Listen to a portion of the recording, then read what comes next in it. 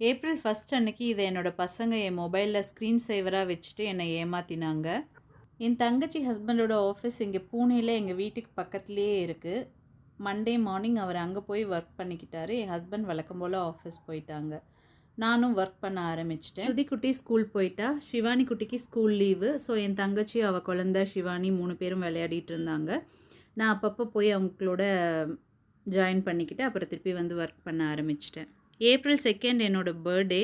அன்னைக்கு ஈவினிங் எனக்கு தெரியாமல் என் ஹஸ்பண்டும் என் பொண்ணும் வெளியில் போய் கேக் வாங்கிட்டு வந்திருக்காங்க. காலிங் பெல் அடித்தா நான் தான் போய் திறந்திருப்பேன். ஸோ கேக் கையில் இருக்கிறத பார்த்துருவேன்னு சொல்லிட்டு அவங்களே வெளியில் லாக் போட்டுட்டு கீயும் கையோடு எடுத்துகிட்டு போயிட்டாங்க. எனக்கு தெரியாமல் எடுத்துகிட்டு வந்து கேக் வச்சு என்னை கூப்பிட்டு கட் பண்ணாங்க.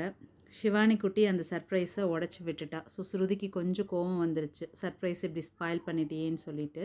நம்மளால் சர்ப்ரைஸ் ஸ்பாயில் ஆயிடுச்சுன்னு சொல்லிட்டு அவள் அப்செட் ஆகிட்டா. 2 பேர்த்தையும் சமாதானப்படுத்துகிற மாதிரி ஆயிடுச்சு.